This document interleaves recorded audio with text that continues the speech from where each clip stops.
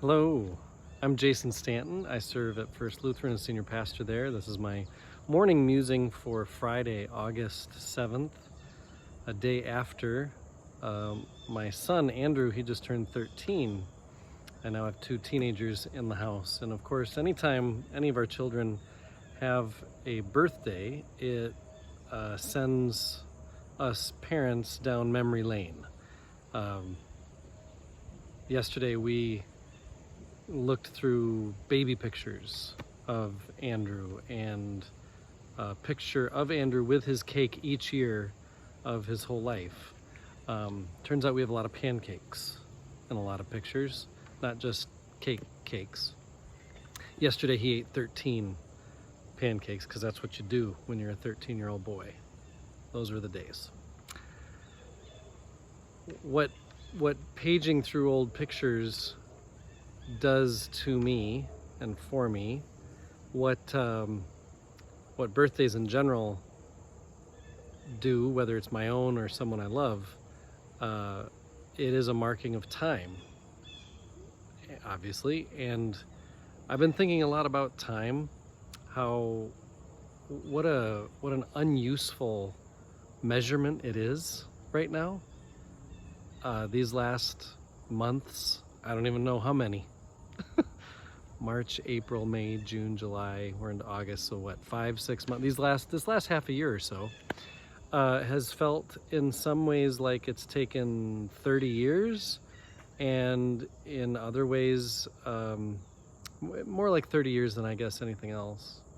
Days feel long, weeks feel longer, and part of what makes time so unhelpful in this context is that there is no routine. It's not really measuring anything. There is no, well, we're measuring time because we're about to come upon this, because that's how the year usually happens. Instead, it's just, in this Groundhog Day kind of existence for many of us, it just kind of, time is, it's not as important as it once was, as we're constantly looking at our watch to get to the next thing, to do the next thing, to be at the next place with those next people. And it's made me think of Ecclesiastes chapter 3, that isn't so much about chronos time. The Greeks have time, they think of it in terms of chronos and kairos. And chronos is chronological. That's your watch. It is a chronological timekeeper. But the kairos is talking about what is this time ripe for? And so, you probably have heard this before. For everything there is a season, a time for every matter under heaven, a time to be born and a time to die, a time to plant and a time to harvest, a time to kill, a time to heal. And it goes on and on like this. That sense of the kairos, there's a ripe time for birth and a ripe time for death. There's no value placed on either one as far as good or bad necessarily. It's just there is a time for this and a time for that. I think there was a time for certainty, and now is a time of uncertainty.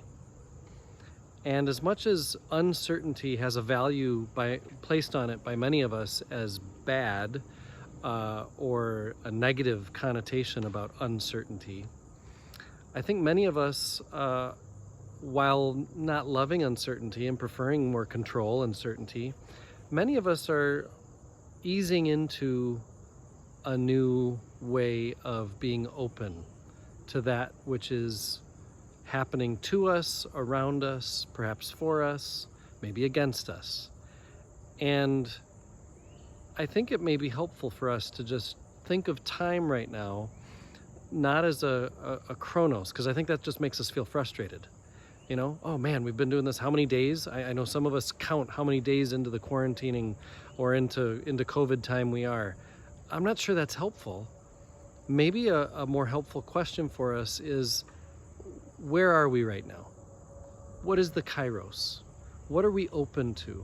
Are we open to, our church, First Lutheran, just last week sent out, okay, here's our plan. We're trying to offer some control to how our church is going to reopen.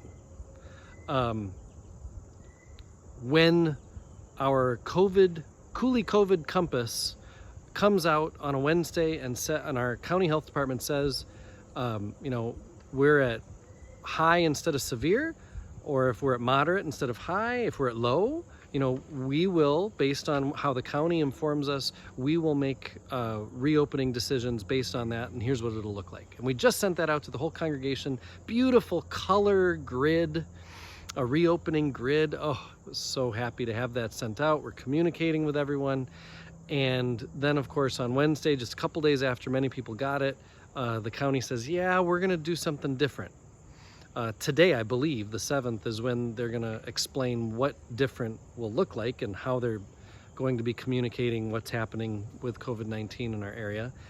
But just that it changed immediately after we thought we had some certainty just reminds me again, this is a time of uncertainty. There's a time to feel control over things, and there's a time to feel completely out of control. And maybe it's good for us humans every now and then to be put in our place and be reminded that I am not in control, and that is not necessarily bad. Here's my good story about not being in control. Yesterday, for Andrew's birthday, he needed a big boy bike. And by big boy, I mean like an adult bike. He's almost as tall as Carla now. He's certainly tall enough to ride a bike that's larger than the little kid wheels. And so it was time. And so we went, because I'm not a huge spender, I guess. And so we went to Target. And we masked up and we got in there, and they don't have any bikes. Like none. Not one. Then we went to another store. One bike. They had one bike, and it wasn't for sale. It was actually broken. Somebody had returned it. Okay. We went to place number 3. They weren't open. We went to place number 4. They had 2 bikes, both for sale. And we found out that the one we ended up buying, this wonderful, great, solid, light, well-priced bike, had just been brought in, I think she said the day before. And she said, you're just in time. Sometimes not being in control, if I was in control, we'd have gotten to Target, they'd have had a big selection, we'd have gotten one of those, and it wouldn't have been as good as the one we ended up getting. Sometimes not being in control works out. And so I remain open, even though I do prefer to have more of a sense of certainty. This time of life is teaching me to be open to a time of uncertainty. Join me.